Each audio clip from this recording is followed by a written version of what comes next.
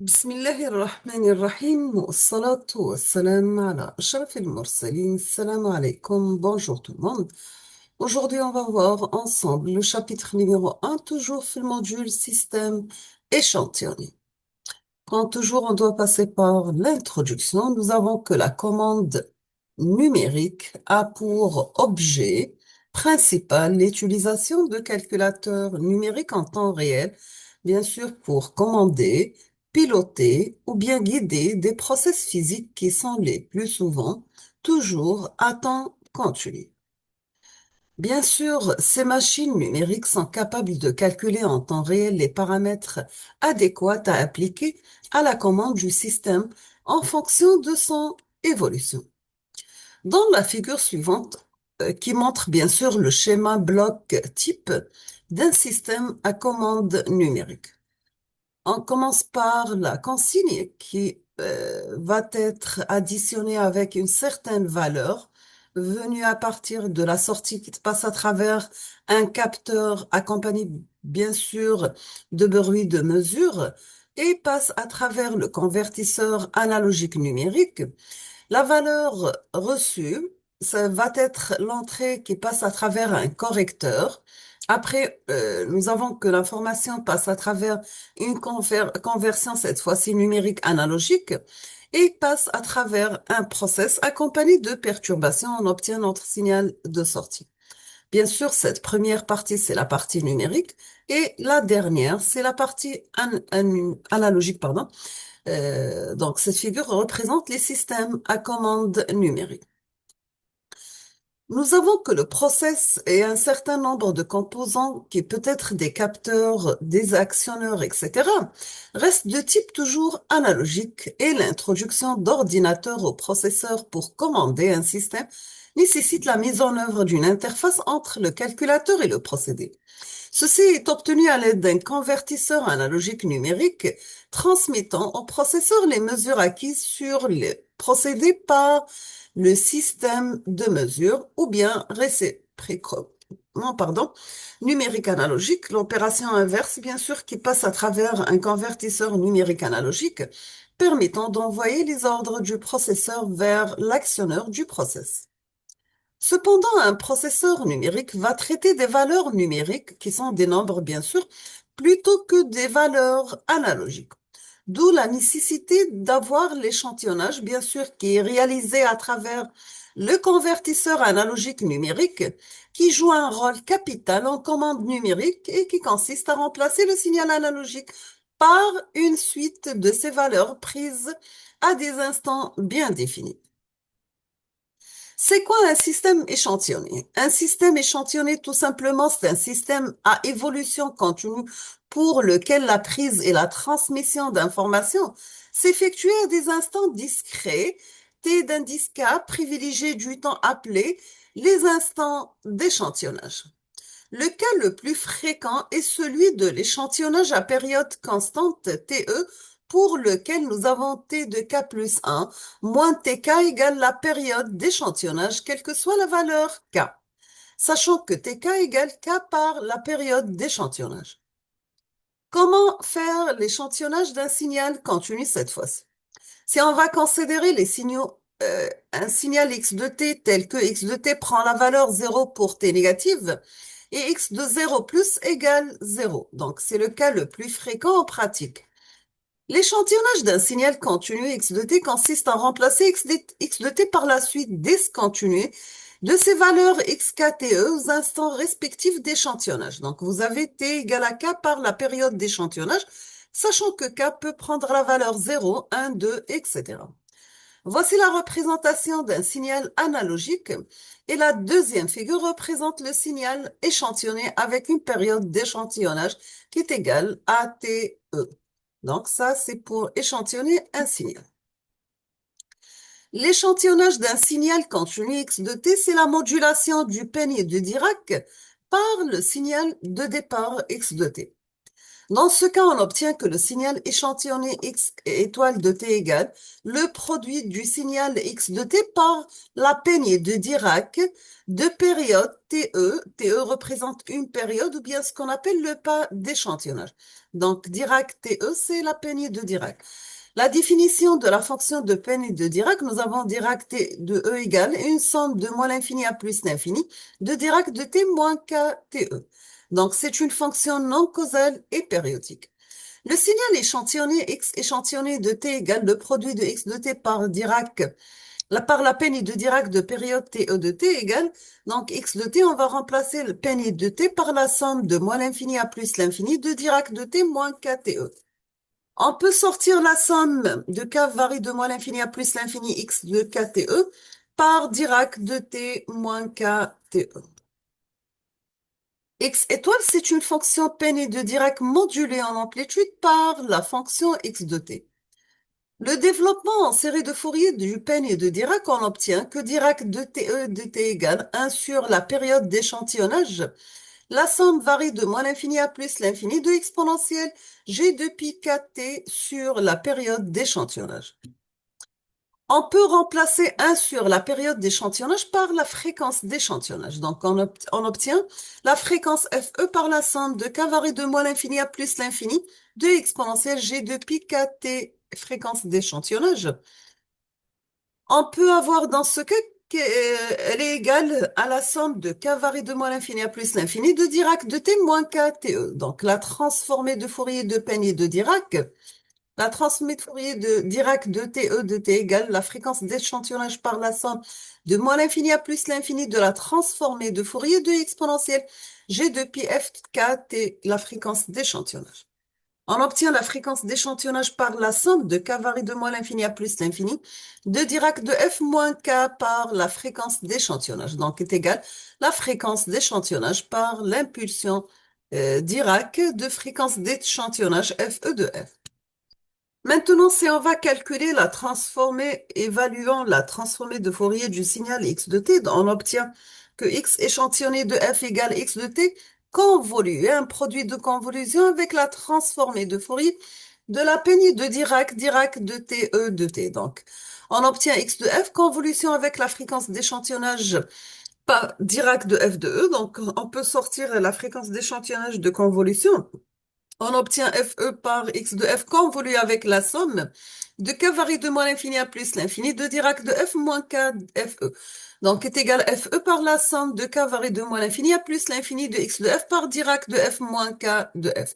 On obtient à la fin, après simplification, que le signal, la transformée de Fourier du signal échantillonné, x étoile de f égale la fréquence d'échantillonnage, multipliée par une somme de k varie de moins l'infini à plus l'infini de x de f moins k par la fréquence d'échantillonnage.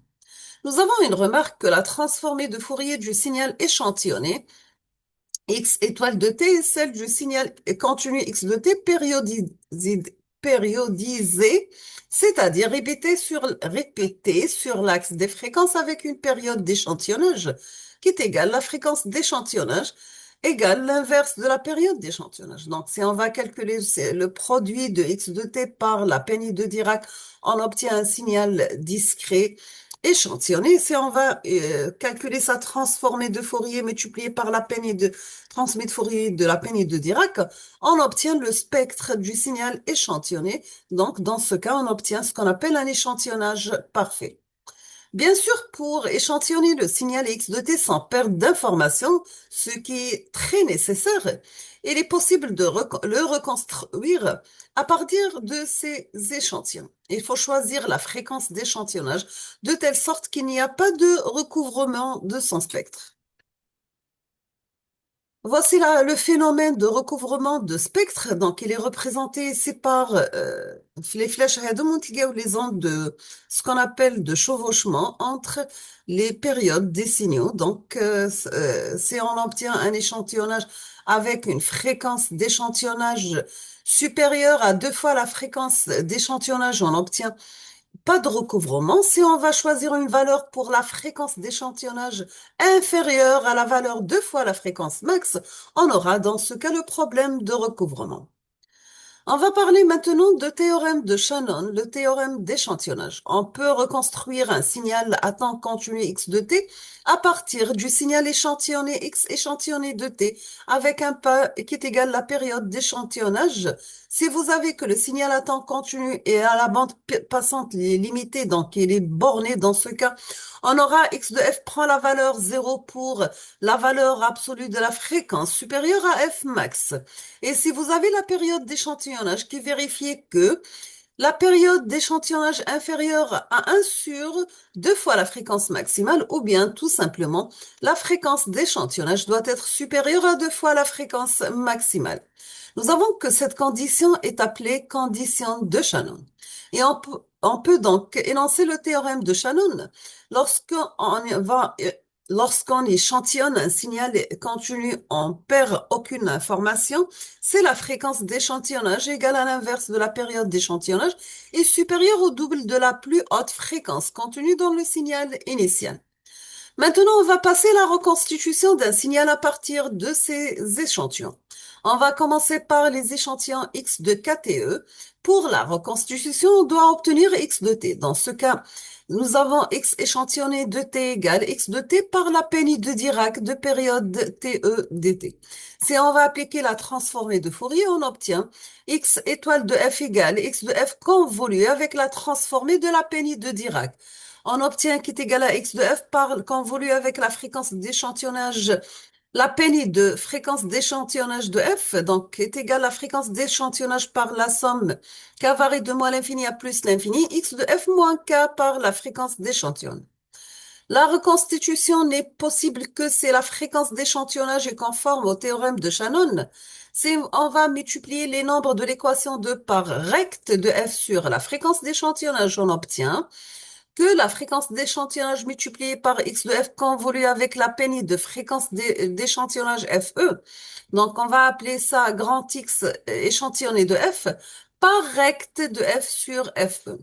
Donc, on va remplacer la recte par sa valeur. Donc, on obtient la fréquence d'échantillonnage multiplié par x de f convolue par la somme de Dirac de f moins kfe, le tout multiplié par f de f sur la fréquence d'échantillonnage. On aura dans ce cas la fréquence d'échantillonnage multipliée par le signal x de f. Et toujours, il faut que la condition de Shannon doit être respectée. Il faut que la fréquence d'échantillonnage doit être supérieure à 2 fois la fréquence maximale. Maintenant, si on va prendre les transformés inverses, ces deux expressions, on obtient x de convolué de x étoile de t échantillonné, convolué avec la fréquence d'échantillonnage par sinus cardinal qui est la transformée de Fourier de la fonction recte de fe de t est égal x étoile de t par convolué par 1 sur la période d'échantillonnage. On a remplacé la fréquence d'échantillonnage par l'inverse de la période d'échantillonnage. Donc, sinus cardinal t sur la période d'échantillonnage. On obtient dans ce cas, c'est la fréquence d'échantillonnage par le signal x de t. Sachant que x étoile de t égale une somme de k varie de moins l'infini à plus l'infini de x kte par Dirac de t moins kte. On obtient 1 sur la période d'échantillonnage, la somme de k varie de moins l'infini à plus l'infini de x kte par Dirac de t moins kte, convolue avec sinus cardinal de t sur la période d'échantillonnage. On obtient après simplification est égal à 1 sur la période d'échantillonnage par x de t. Maintenant, si on va utiliser le rappel mathématique sur les propriétés de l'impulsion de Dirac, on peut écrire que Dirac de t moins kte convolue avec sinus cardinal de t sur la période d'échantillonnage égale sinus cardinal de t moins kte sur te.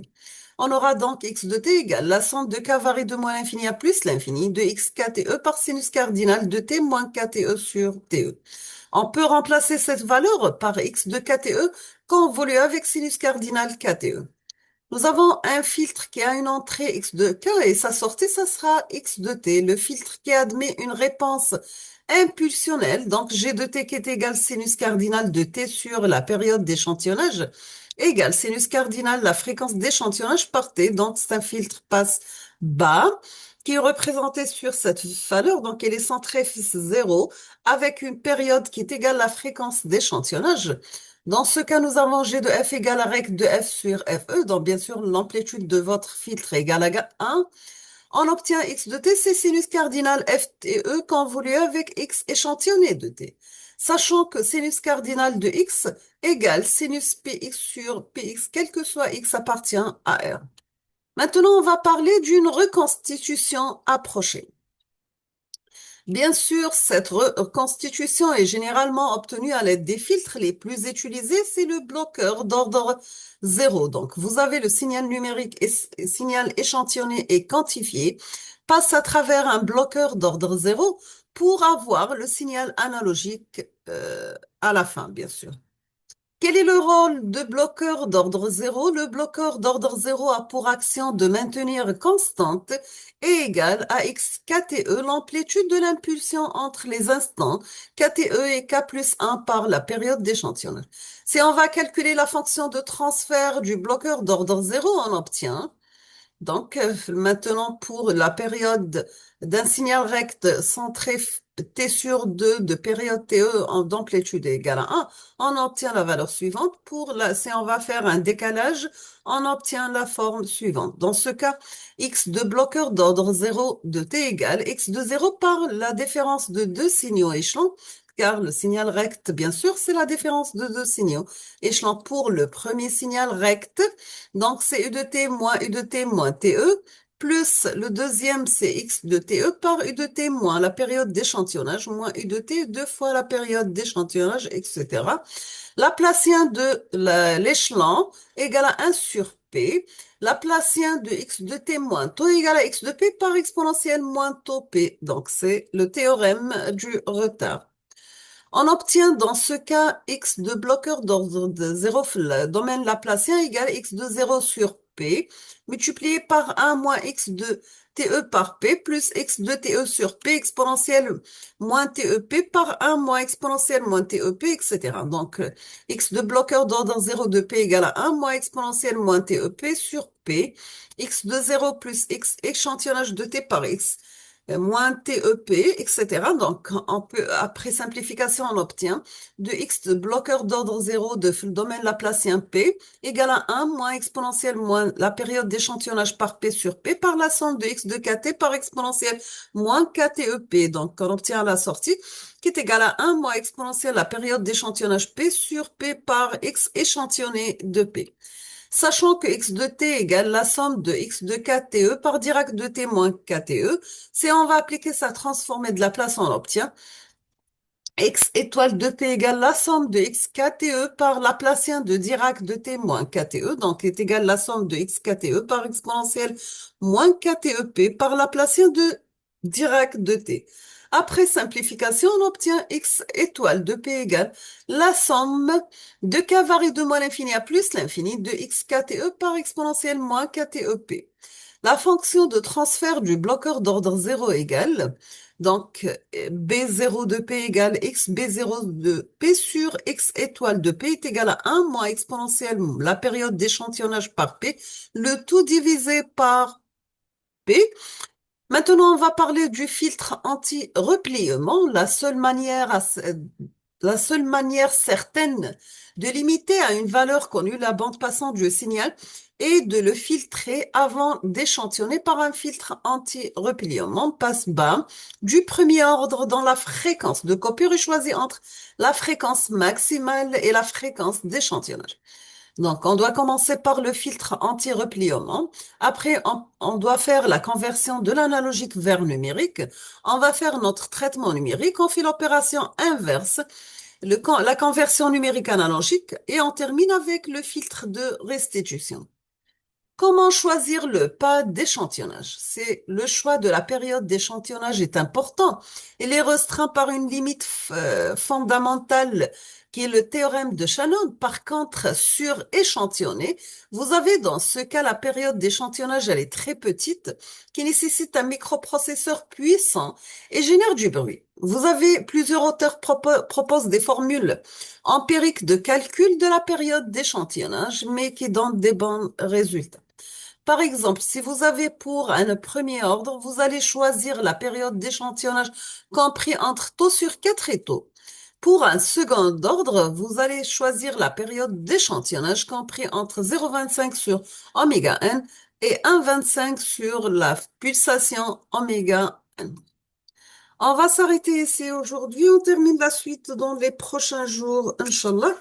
Je vous remercie infiniment pour votre attention. Comme toujours, n'hésitez pas si vous avez des questions et à la prochaine vidéo, Inch'Allah.